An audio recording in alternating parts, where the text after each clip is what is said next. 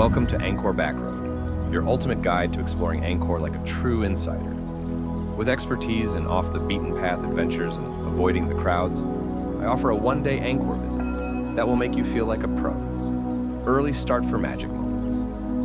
Begin with a 5 a.m. pickup from your hotel and head to Angkor Wat through the peaceful back entrance. For the first 20 minutes, you'll feel like you have the temple to yourself. Watch the dawn light unfold over Angkor, creating a magical ambiance that changes every 5 minutes. Step into the modern temples nearby, where monks' chants create an emotional and spiritual experience. Meanwhile, a quick glance reveals crowds gathering at the front, but you've already captured the best views.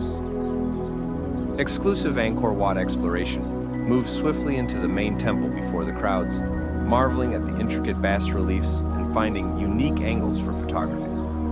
Spend 2 serene hours soaking in the wonder of Angkor Wat before heading to Ta Prohm, the iconic Tomb Raider temple. Here, explore the temple entwined with nature, undisturbed by crowds. By 9 a.m., return to your hotel for relaxation and breakfast. Afternoon adventure. At 3 p.m., the tour resumes with a visit to Angkor Thom. Discover the enigmatic faces of Bayon Temple, stroll the Elephant Terrace and Terrace of the Leper King, and uncover the ancient royal enclosure wall. End your day at the south gate of Angkor Thom, where a magnificent sunset provides the perfect conclusion to your unforgettable journey.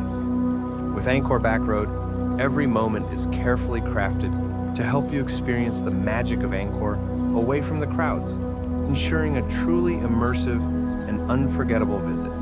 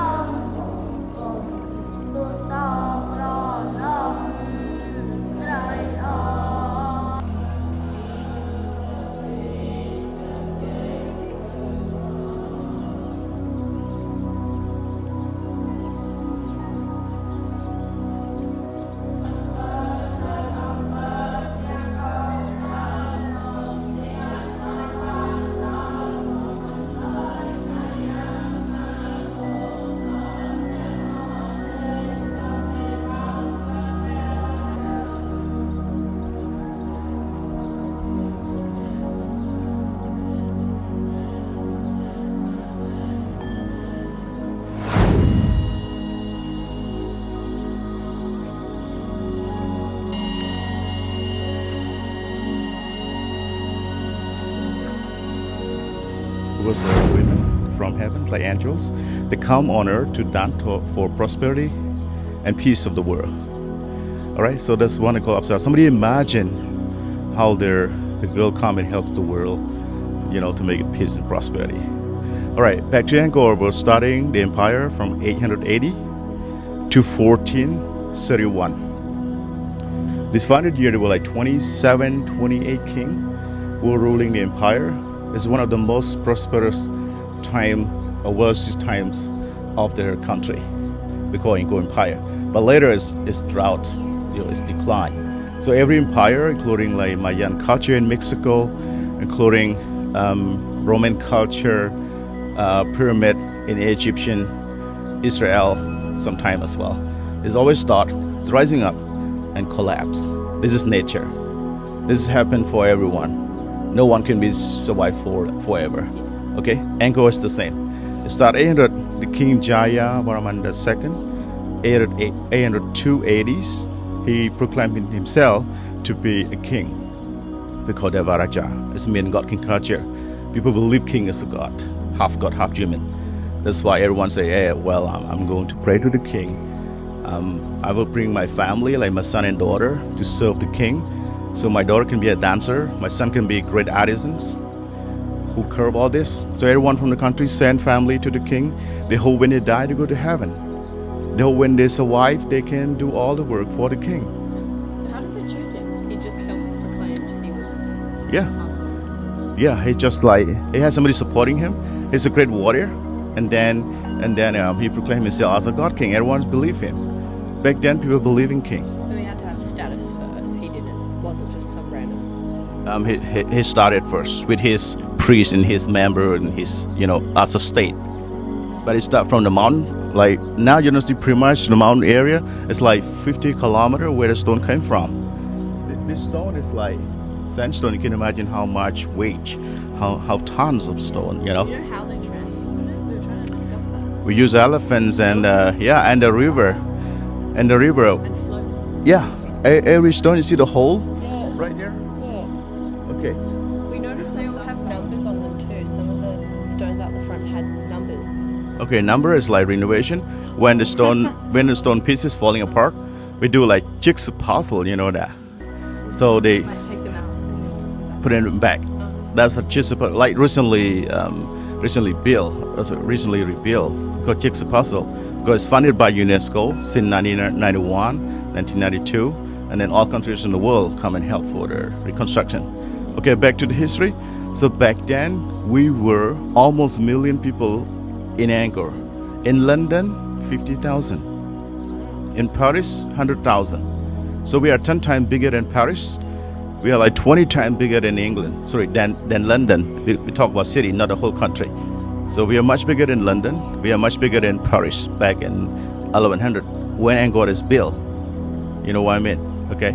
People live in here. People live at Angkor Thom around. People live around. So Angkor is like place for God. People worship. So they didn't sleep here. They were proper wooden residents. You know. When the place is called Angkor what does the what part? What is recently called what is like a pagodas where the monks are, where the monks living.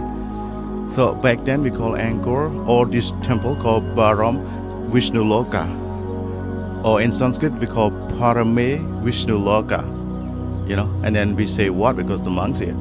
When Angkor rediscovered in 1860 by the French came and they had seen the monk live here, and then they asked local what you call that area. They say, yeah, it's a what? It's mean a temple for the monk.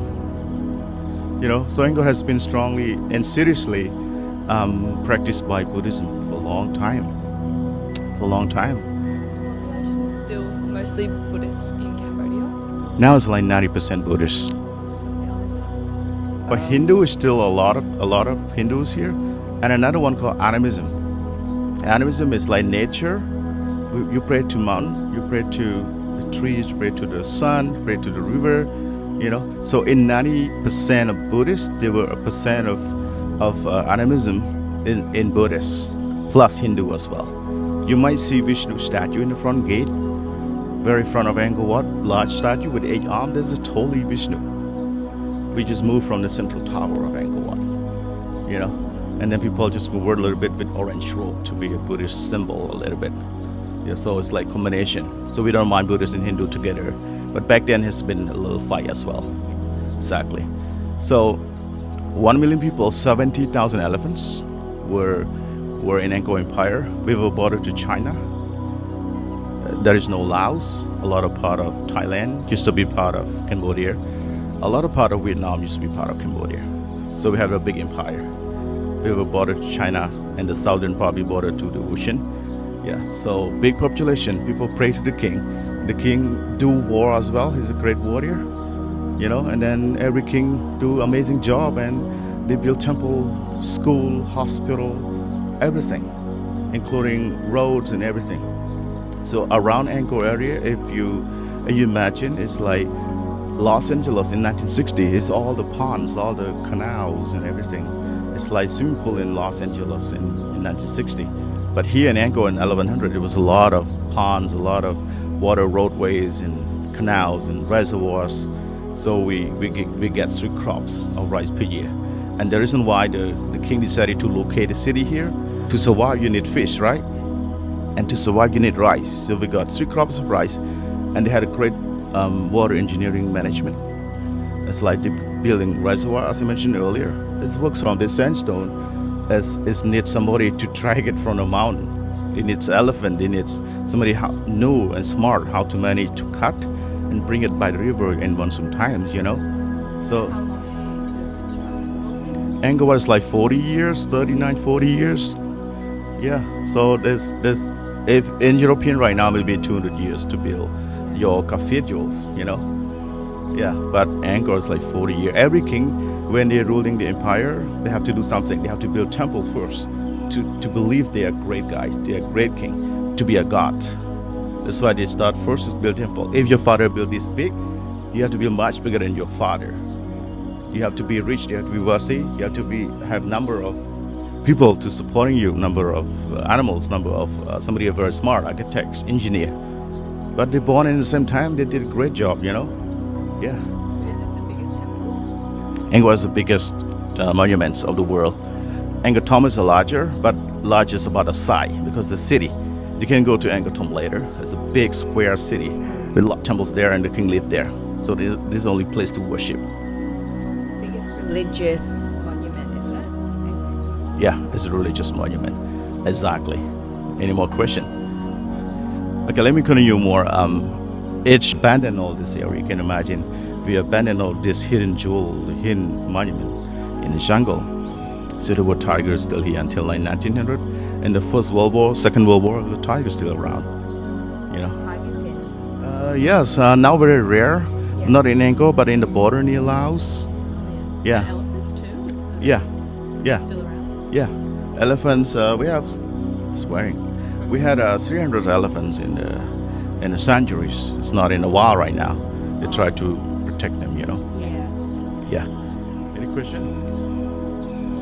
Fine. Good. Okay. Yeah. Thank you All so right. much. Pleasure. And keep in touch. And any question, I'm ready. I'm not too rushed, so I'm just sit around here. Any question, you can ask me.